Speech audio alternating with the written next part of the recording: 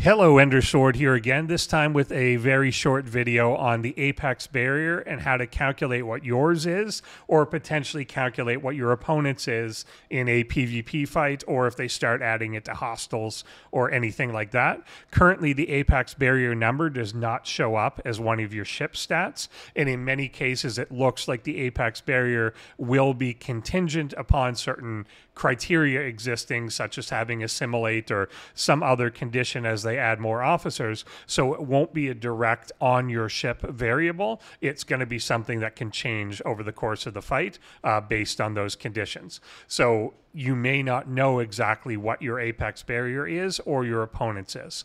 Now, the basic formula for how much this mitigates is going to be 1 minus 10,000 divided by 10,000 plus your apex barrier number or your opponent's apex barrier number. If we want to find out what that barrier is, we just reverse this equation. So basically on your battle log, you're going to have these 5 numbers here, your standard mitigation, isolytic mitigation. We can completely ignore those. We can also ignore how much damage your opponent is actually doing. All we need is these last 3 numbers to figure it out. So we're going to take the apex barrier and divide it by the sum of these 3 numbers. So in this case, we have mitigated 2,045,732 damage.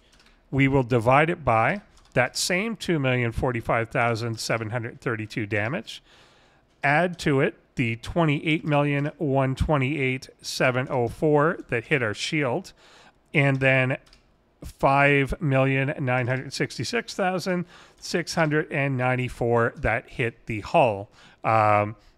And we will get this number, 0.0566, which percentage-wise, 5.66. That is the amount of the damage that got through the first 2 layers that was mitigated by that apex barrier. Then we can use this number to back out what the barrier is. So in this case, we want to take 1 minus this number. So equals 1 minus the amount that we mitigated to essentially undo this. We're getting 94.34. And then we're going to take 10,000 and divide it by that number, which is going to give us 10,600. And you can already see the end of this. You essentially then take that and subtract the original 10,000 from it. But you can obviously see right there, we have an apex barrier of 600. And that 600 gives us 5.66% mitigation after things have gone through that first 2 layers of defense.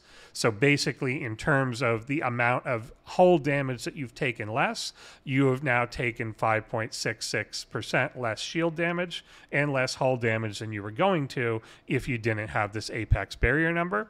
I made a chart here for the relatively low values. They were giving examples like if you've got 10,000, then that 10,000 is going to act like it is doubling your hull.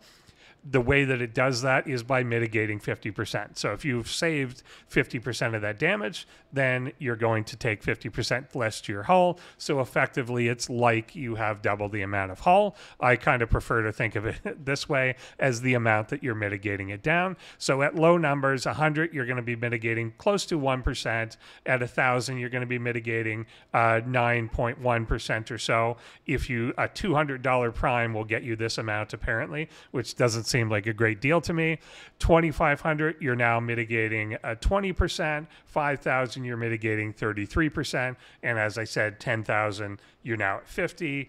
20,000, you're now at 66.666. And at 30,000, which is what the tier 5 Picard, Mirror Picard does, you're now going to be mitigating 75% of the damage that makes it through your first 2 layers, and basically quadrupling the amount that your hull takes.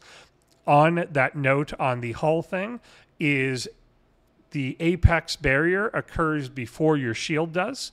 So when they give that analogy that basically 10,000 is going to double your hull health effectively, they're making the assumption that your shield is going to stay up during the fight.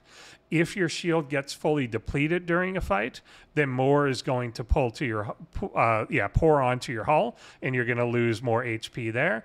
If your shield stays up, though, that is the exact ratio that it's going to be. And this is actually good news for people that are punching up or maybe fighting things that are depleting your shields now. I know a lot of people are having trouble with stuff like the Gorn, which really chew through your shields very quickly. So a lot of people are trying to fight something around their own level. They're finding that their shield's getting reduced to 0 and they're taking a lot of hull damage.